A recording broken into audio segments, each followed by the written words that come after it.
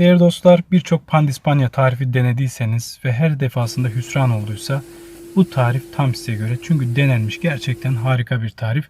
Kek olarak da ikram edebileceğiniz bu nefis tarifin malzemelerini ekrana yazdım. Bu kısmını da durdurup not edebilirsiniz. Ayrıca videonun açıklama kısmında biliyorsunuz ki malzemelerin tamamını da yazıyorum.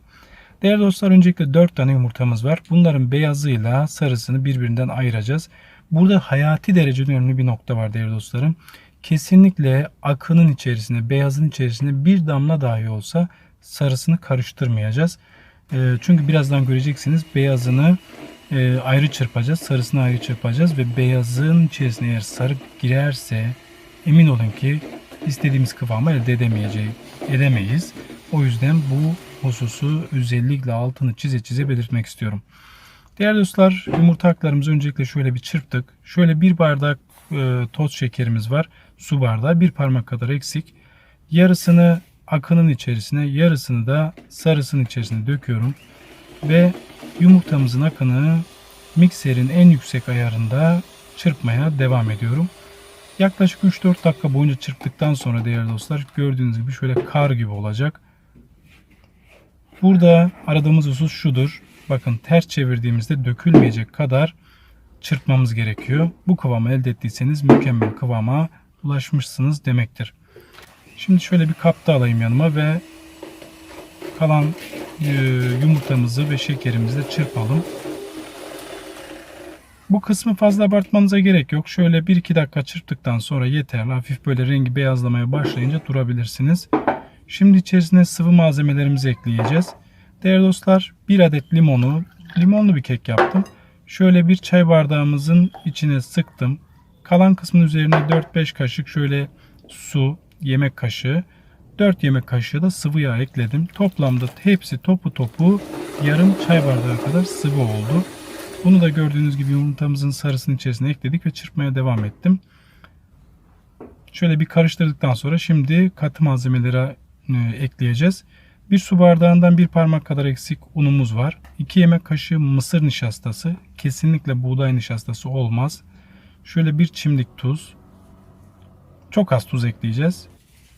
Bakın, fazlasını koymadım bile. Bir paket vanilin.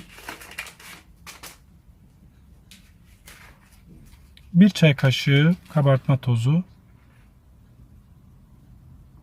Bu malzemeleri öncelikle ayrı bir kap içerisinde karıştırıyoruz ki homojen bir dağılım elde edebilelim. Yani sıvıyla birleştiğinde topak topak kalmasınlar. İyice bir karıştırdıktan sonra şimdi yumurtalarımızın içerisine ekliyoruz.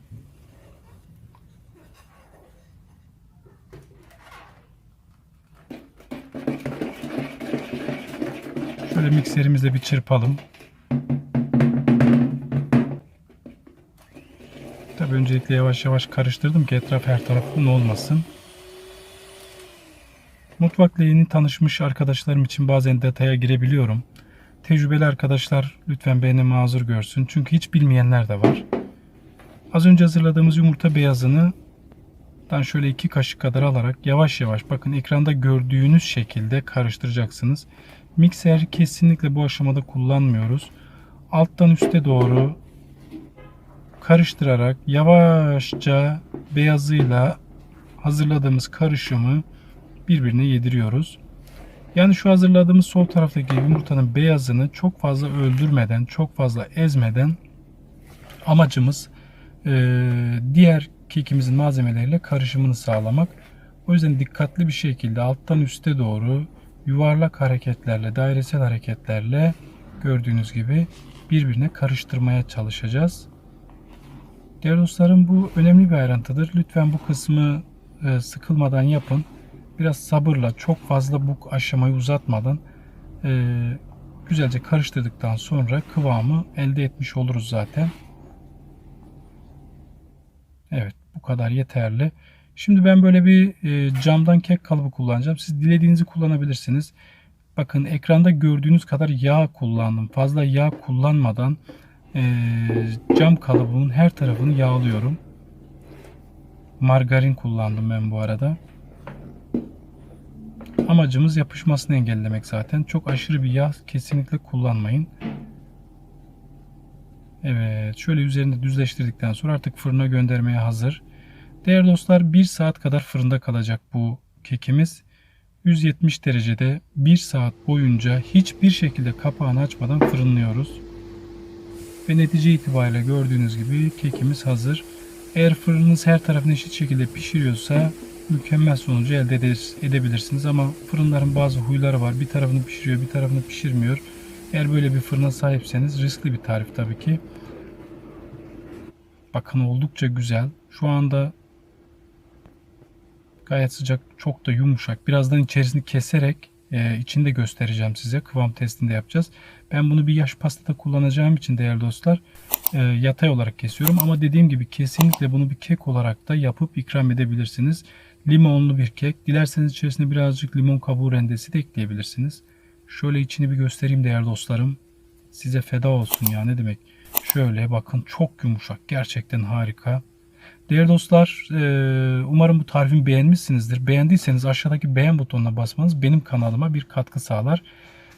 Ayrıca kek hakkında, bu tarif hakkında fikir ve yorumlarınızı da lütfen yorum kısmına yazmanızı rica ediyorum. Fikirleriniz çok önemli çünkü onlar benim için çok değerli. Değerli dostlar, diğer tariflerime de bir göz atmayı unutmayın. Haftaya yeni bir tarifte görüşmek üzere. Sağlıcakla kalın, hoşça kalın.